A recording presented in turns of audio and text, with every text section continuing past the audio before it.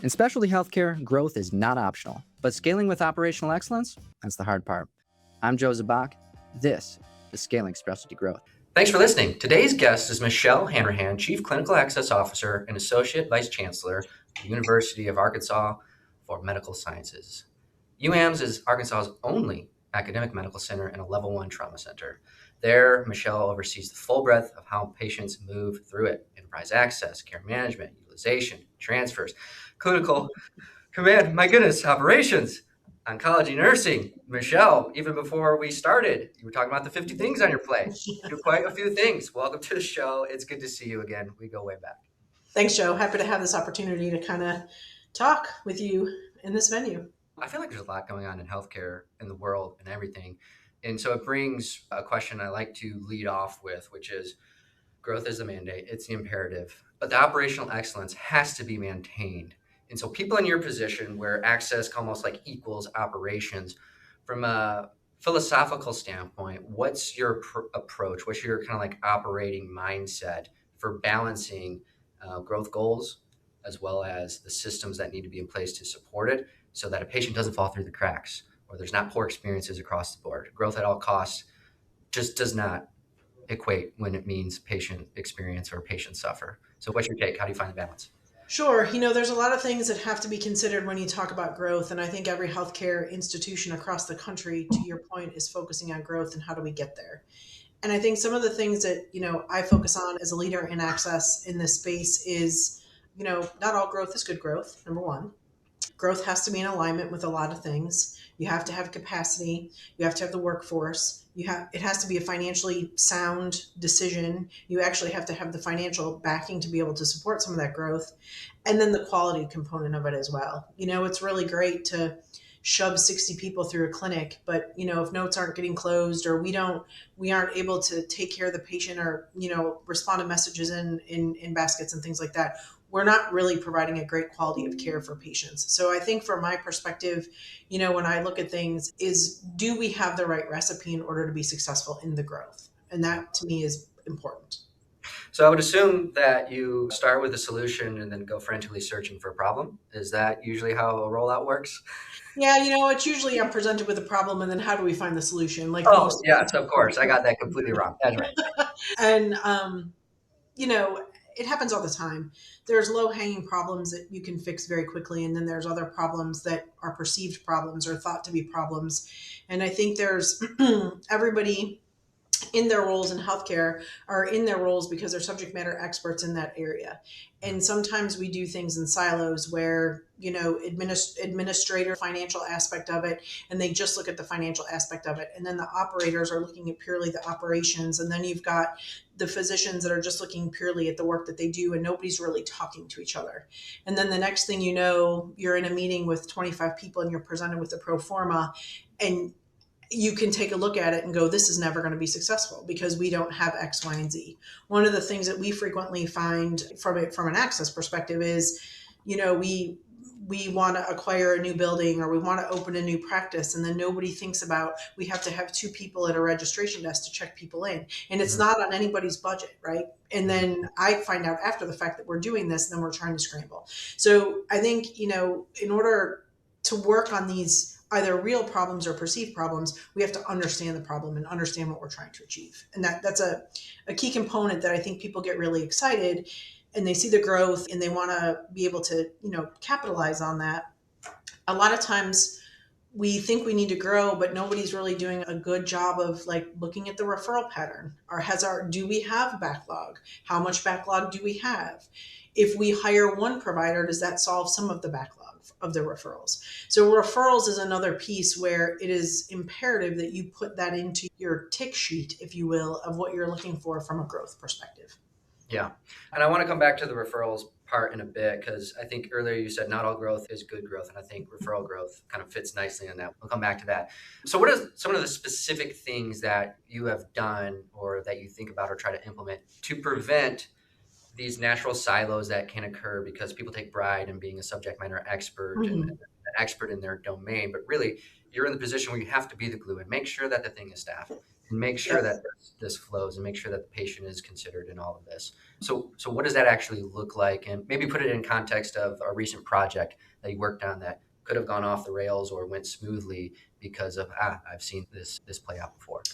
Yeah, so there's been some work that I've been asked to take on, and it was from another leader. And some of that work was outsourced, some of it was insourced, and everything came as this isn't working, this is a terrible problem, we're having all of these issues. What, why doesn't this work? The outsourcing is the problem. No, it's our process is the problem. No, we don't have policies that are the problem. So when it comes to me, I typically will sit down and go, okay, who are all the players that need to be involved? Who are all the key stakeholders, and how do we get all these people together? And then, you have to sometimes be very strategic on some of the initial conversations around, I don't find it productive when you have 60 people on a phone call trying to tell you, like, this is what we do, this is how we do it, those types of things. So I try to, take bites of the problem and then go, okay, this is what we're being told, how does this map out? Does this make sense? So recently it was just a complete overhaul of a process that we were doing here. I can't get into much more detail around that. And in the end, there were some areas of opportunity, but it wasn't nearly as broken as everybody thought. It wasn't as bad as everybody thought. It was just everybody coming to the table to talk about their piece and then understanding where the dots connected and how do we make all those dots flow together. So typically it's a people, process, technology setup for me. Do we have the right people? Do we have the right processes? 9 times out of 10, we do or do not. And then technology. And then the other question is, a lot of people want to solve everything with technology. And I think technology, there are areas where technology absolutely 100% solves a lot of problems. And then I think sometimes we try and fit ourselves into the box of we have to use technology to fix it. And sometimes it's not the right solution. Yeah. People, process, technology. I hear that quite a bit, and I have a deeper understanding of it now than ever before, because I think going into this show and really wanting to more deeply understand operations leaders, I thought, oh, very much system thinkers, right? There's a function, then you get the inputs and then the outputs, and then ta-da, like everything. Yep. And what I hear over and over again is like, oh, you have to start with the people, the deep understanding of the people. And your background is in nursing.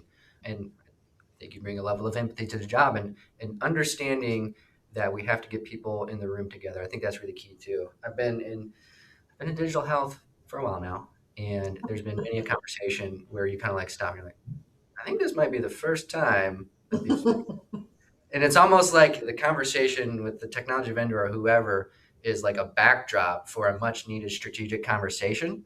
Yep.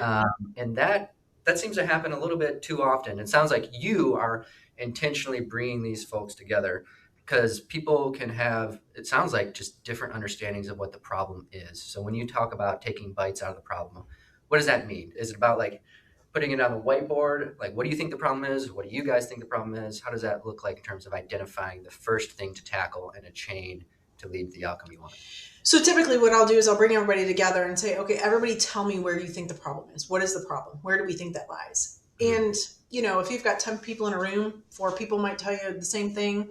6 people might tell you the same thing. So typically where I start to really, to use a clinical term, triage out the problem is what is the thing that is most frequently being referenced by everybody? And I'm making it up. If it's an appointment scheduling scenario, and if everybody said, oh, it's intake. If there's 10 people and 6 people tell me it's intake, I'm like, maybe we need to look at the intake process. Maybe that's where we start in this, in this gamut. When everybody is kind of giving me disparate answers and nobody is kind of like, no 2 people are saying the same thing, then I think we have a really big problem.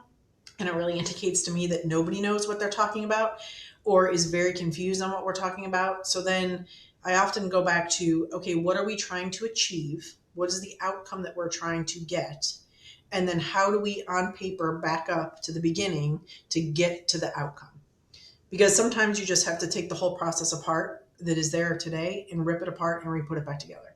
And sometimes you use some of the legacy pieces and sometimes you throw them away. I think in healthcare, we've all heard it, you've heard it. Well, this is the way we've always done it. And sometimes people are afraid to think a different way or do something differently. And I think there's times when you really just have to turn around and go, okay, we have to do this differently. We can't do this the same way. I was on a book club. I was moderating a book club yesterday for Service Fanatics by Jim Merlino. We're reading it here. And some of our older faculty that have been here for quite some time had a really great perspective on how much healthcare has changed in the 34 or 37 years that they've been in the institution.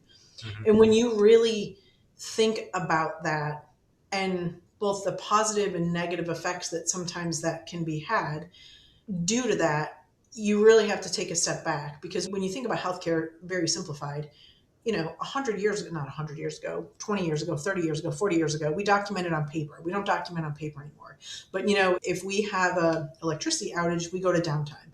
Half of our teams here don't even know what it's like to document on paper because they've never had to do it. So it goes to show you, when you tackle problems in healthcare, you really have to almost figure out where the legacy work came from.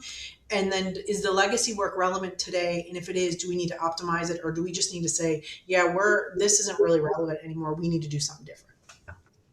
So I find that to be a challenge at times. Yeah, that's a good bit to chew on. Going back to where we were speaking a few moments ago, people in the room, can we agree on what the problem is? It's a weird thing to say, but if you see signal on the problem, and you're like, okay, I've got somewhere to start from, because I feel like sometimes the de facto starting point would be, what are we trying to do here? But maybe I'm reading into something, or maybe you want to kind of like correct me. But it sounds like if you start from there, then and it's possible that these different siloed folks like won't even be heard, and they're just kind of like, all right, well, why don't you tell me what the goal is?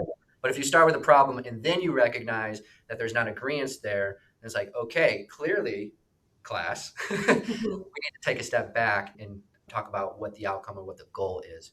That's pretty interesting. I've not heard that earned insight before. You talked about referrals earlier. I feel like that is something that really does bring together the conversation that we've had so far. There's legacy workflows. In a sense, there's even a legacy understanding of what a referral like is to the business. And so I've used the language, maybe it's a little bit too bold, of like referrals a lot of times feel guaranteed. They're provider to provider relationships, but I think that has changed, where the idea of referral has become much more competitive. It is not a foregone conclusion. Referral in does not mean appointment booked. And so when we think about problems with traditional referral management, and when we think about maybe taking a step back, like, wait a second, referrals is not just the cost of doing business. It's a key growth driver now. What does it look like, that perspective shift? I know you've done some things, and I promise for anybody listening, and I am coming back to not all growth is good growth as related to referrals. So I threw a lot at you. Referral management, how has it changed? How are you thinking about it differently?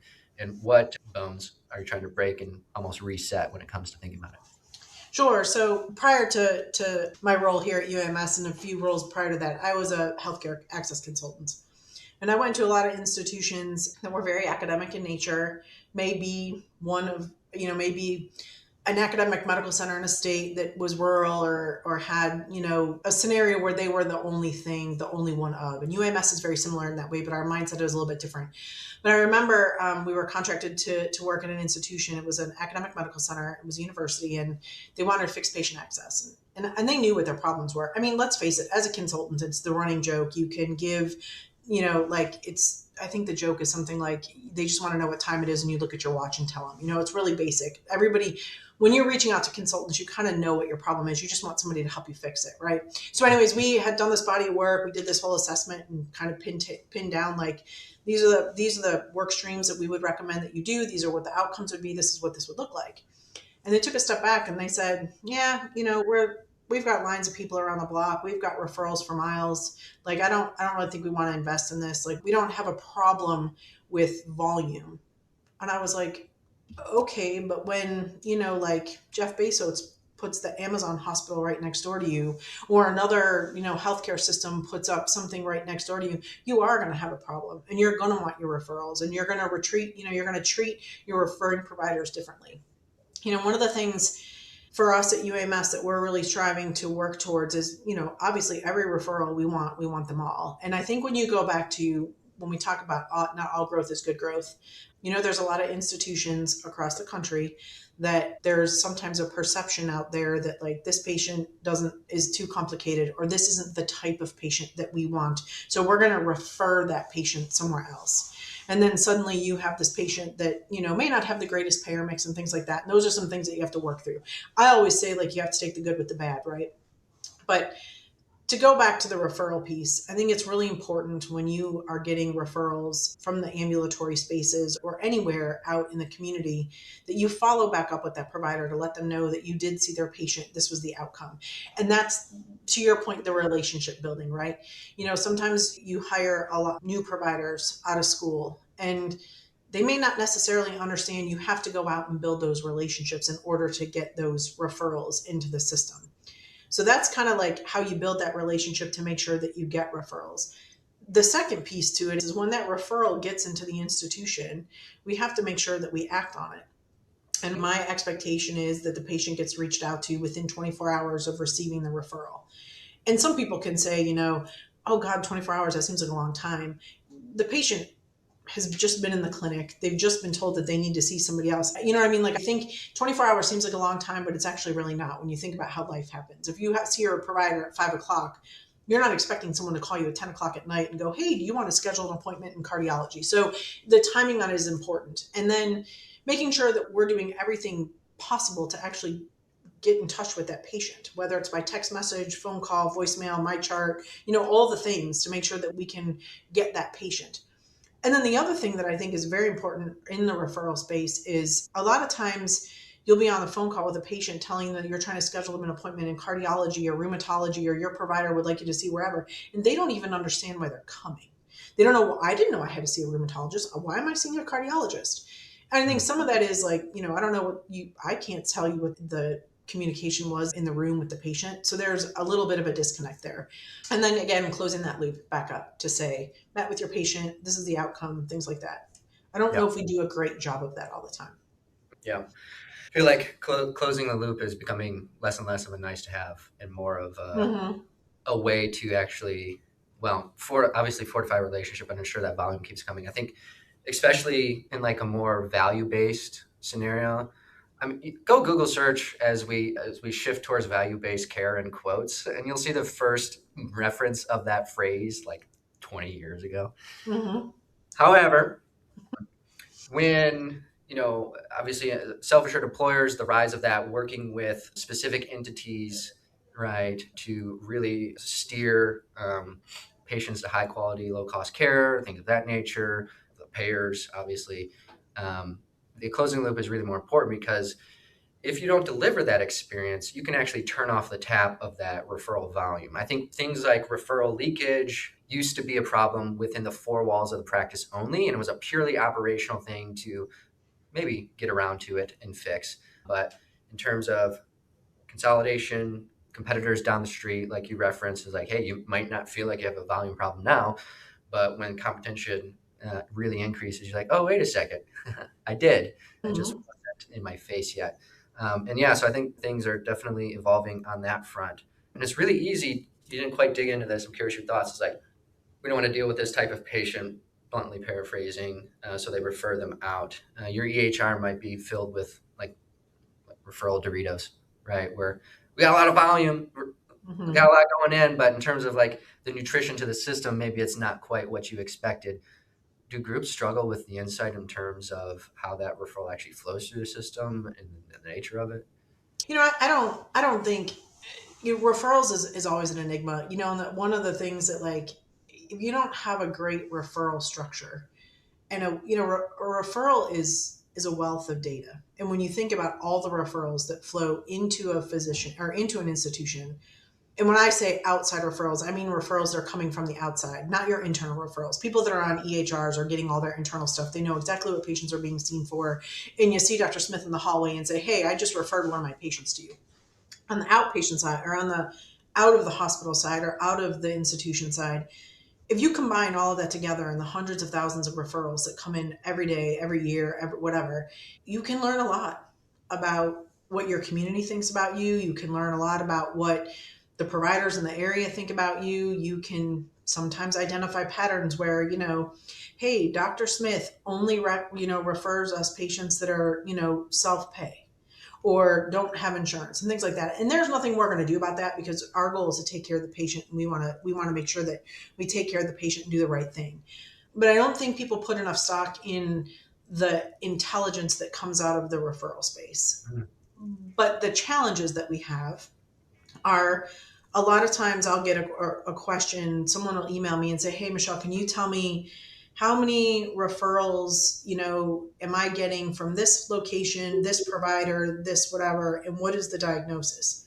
Any of you out there that work in healthcare that do anything with referrals, it could be on a prescription pad. It could be on a piece of paper that actually spells out what is needed. So I think healthcare in general, we need to get a little bit better around how we manage, referring patients into locations, because if you just get, Michelle needs a CGI and it doesn't have any other information on it, no named provider, and provider named referrals versus not provider named referrals, a whole nother thing. We could have a whole nother discussion about that. Referrals are tough.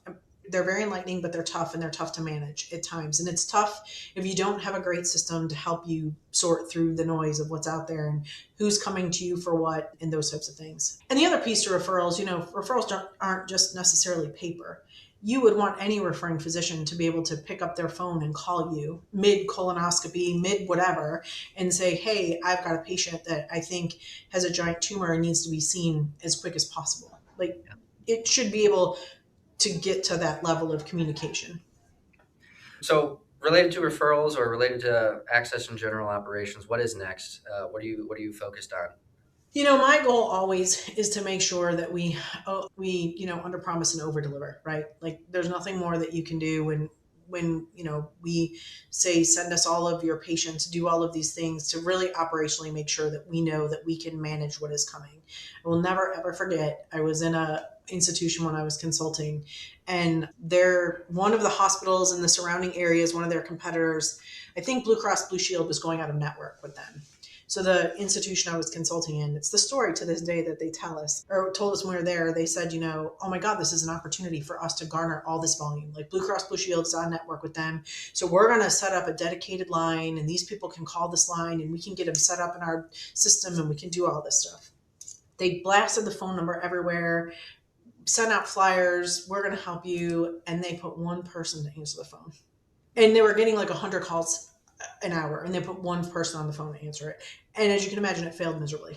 So my job, and what I always am looking at and what is next, is just operationally making sure that what we are trying to do from a growth perspective, from a patient experience perspective, that we can actually deliver on that. It's not groundbreaking, and it's not anything different than we do every single day, but that always has to be forward for me. So I think what's next in that space is, how do we maybe leverage a little bit more in the AI space? How do we help our front desk staff, our frontline staff, do things easier, better, quicker? And how do we really make sure that the next iteration after us can carry on the methodology of the way that we do things? So like, my leaders, succession planning is a big thing for me. I meet with my leaders frequently and make sure that, my way may not be the only way, but like making sure that they have a starting point on where to start when they get these, we have a terrible problem. I mean, there's nothing worse than when someone's standing in your doorway saying, we have a terrible problem and it has to be fixed. And I'm always like, define terrible. Like, where are we on the scale? And sometimes problems are perceived to be way worse than they actually are. And then there's times when problems are really bad and no one seems to think they're that bad. So it's kind of all around, but I think for me, it's just really keeping my finger on the pulse of what's going on around here and making sure that we're delivering on what we say we're going to do. Yeah. Michelle, this has been a great conversation. You kicked it off with, not all growth is good growth. And perhaps the worst kind of growth is the kind you can't operationally support. Right. Thank you so much for your insights, your knowledge, your wisdom, and very much your time. Yeah, thanks for having me. It was a pleasure. Hey, it's Joe. Thanks for listening. If you like what you hear, share with a peer. And if you're looking to scale referral operations to drive growth and efficiency, visit hatchcare.com.